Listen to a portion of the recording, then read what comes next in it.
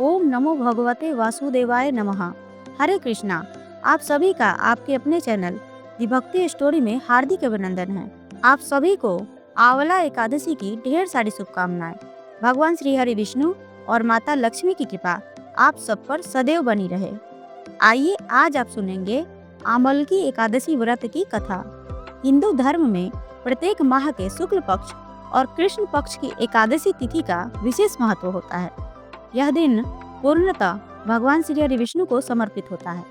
फाल्गुन माह के शुक्ल पक्ष की एकादशी को आमलकी या आंवला एकादशी के नाम से जाना जाता है। चूँकि आमलकी एकादशी होली से ठीक पहले आती है, इसलिए इसे रंग भरी एकादशी भी कहा जाता है। इस दिन भगवान श्री हरि विष्णु और माता लक्ष्मी जी की पूजा के साथ साथ आंवले के पेड़ की पूजा करने से साधक को शुभ फलों की प्राप्ति होती है।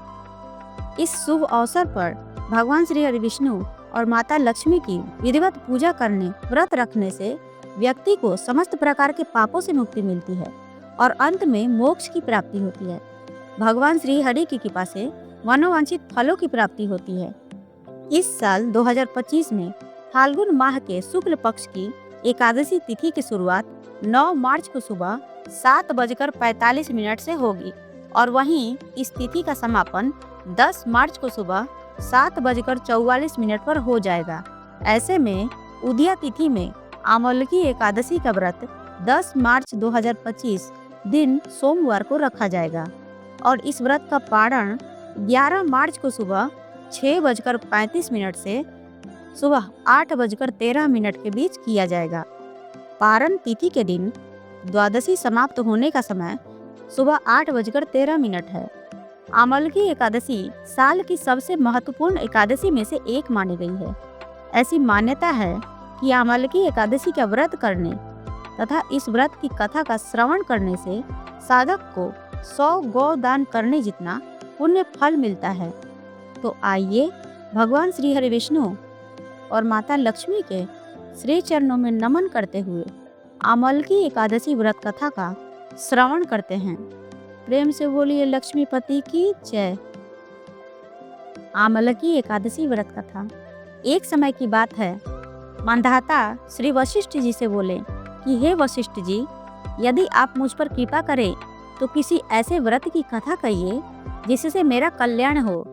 महर्षि वशिष्ठ बोले कि हे राजन, सब व्रतों में उत्तम और अंत में मोक्ष देने वाले आमलकी एकादशी के व्रत का मैं वर्णन करता हूँ। यह एकादशी फाल्गुन माह के शुक्ल पक्ष में होती है। इस व्रत के करने से समस्त पाप नष्ट हो जाते हैं। इस व्रत का फल 1000 गौदान के फल के बराबर होता है। अब मैं आपसे एक पौराणिक कथा कहता हूँ, आप ध्यान पूर्वक सुनिए। पूर्व काल में वैदिश नाम का एक नगर था, जिसमें ब्राह्मण, क्षत्रिय, वैश्य और शूद्र चारों वर्ण आनंद सहित रहते थे। उस नगर में सदैव वेद ध्वनि गूंजा करती थी तथा पापी, दुराचारी और नास्तिक उस नगर में कोई नहीं था। उस नगर में चैत्ररथ नाम का चंद्रवंशी राजा राज्य करता था। वह अत्यंत विद्वान तथा धर्मी था। उस नगर में कोई भी व्यक्ति दरिद्र व कंजूस नहीं था। सभी नगरवासी विष्णु भक्त थे और आबाल वृद्ध स्त्री पुरुष एकादशी का व्रत किया करते थे। एक समय फाल्गुन मास के शुक्ल पक्ष की आमलकी एकादशी आई। उस दिन राजा, प्रजा तथा बाल वृद्ध सबने हर्षपूर्वक व्रत किया। राजा अपनी प्रजा के साथ मंदिर में जाकर पूर्ण कुंभ स्थापित करके धूप, दीप, नैवेद्य, पंचरत्न आदि से धात्री अर्थात आंवले का पूजन करने लगे और इस प्रकार स्तुति करने लगे। हे धात्री, तुम ब्रह्म स्वरूप हो, तुम ब्रह्मा जी द्वारा उत्पन्न हुए हो और समस्त पापों का नाश करने वाले हो। तुमको नमस्कार है। अब तुम मेरा अर्घ स्वीकार करो। तुम श्री रामचंद्र जी द्वारा सम्मानित हो। मैं आपकी प्रार्थना करता हूँ, अतः आप मेरे समस्त पापों का नाश करो।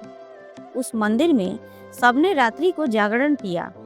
रात के समय वहाँ एक बहेलिया आया जो अत्यंत पापी और दुराचारी था। वह अपने कुटुंब का पालन जीव हत्या करके किया करता था। भूख और प्यास से अत्यंत व्याकुल वह बहेलिया इस जागरण को देखने के लिए मंदिर के एक कोने में बैठ गया और विष्णु भगवान तथा एकादशी महात्म्य की कथा सुनने लगा। इस प्रकार अन्य मनुष्यों की भांति उसने भी सारी रात जागकर बिता दी। प्रातःकाल होते ही सब लोग अपने घर चले गए, तो बहेलिया भी अपने घर चला गया। घर जाकर उसने भोजन किया। कुछ समय बीतने के पश्चात उस बहेलिया की मृत्यु हो गई, मगर उस आमलकी एकादशी के व्रत तथा जागरण से उसने राजा विदुरथ के घर जन्म लिया और उसका नाम वसुरथ रखा गया। युवा होने पर वह चतुरंगिनी सेना सहित तथा धन धान्य से युक्त होकर 10,000 ग्रामों का पालन करने लगा। वह तेज में सूर्य के समान, कांति में चंद्रमा के समान, वीरता में भगवान विष्णु के समान और क्षमा में पृथ्वी के समान था। वह अत्यंत धार्मिक, सत्यवादी, कर्मवीर और विष्णु भक्त था। वह प्रजा का समान भाव से पालन करता था। दान देना उसका नित्य कर्तव्य था। एक दिन राजा शिकार खेलने के लिए गया। दैव योग्य से वह मार्ग भूल गया और दिशा ज्ञान न रहने के कारण उसी वन में एक वृक्ष के नीचे सो गया। थोड़ी देर बाद पहाड़ी मलेच्छ वहां पर आ गए और राजा को अकेला देखकर मारो मारो शब्द कहते हुए राजा की ओर दौड़े। मलेच्छ कहने लगे कि इसी दुष्ट राजा ने हमारे माता पिता, पुत्र पौत्र आदि अनेक संबंधियों को मारा है तथा देश से निकाल दिया है, अतः इसको अवश्य मारना चाहिए। ऐसा कहकर वे मलेच्छ उस राजा को मारने दौड़े और अनेक प्रकार के अस्त्र शस्त्र उसके ऊपर फेंके। वे सब अस्त्र शस्त्र राजा के शरीर पर गिरते ही नष्ट हो जाते और उनका वार पुष्प के समान प्रतीत होता। अब उन मलेच्छों के अस्त्र शस्त्र उल्टा उन्हीं पर प्रहार करने लगे, जिससे वे मूर्छित होकर गिरने लगे। उसी समय राजा के शरीर से एक दिव्य स्त्री उत्पन्न हुई। वह स्त्री अत्यंत सुंदर होते हुए भी उसकी भ्रुकुटी टेढ़ी थी। उसकी आंखों से लाल लाल अग्नि निकल रही थी, जिससे वह दूसरे काल के समान प्रतीत होती थी। वह स्त्री मलेच्छों को मारने दौड़ी और थोड़ी ही देर में उसने सब मलेच्छों को काल के गाल में पहुंचा दिया। जब राजा सोकर उठा तो उसने मलेच्छों को मरा हुआ देखकर कहा कि इन शत्रुओं को किसने मारा है?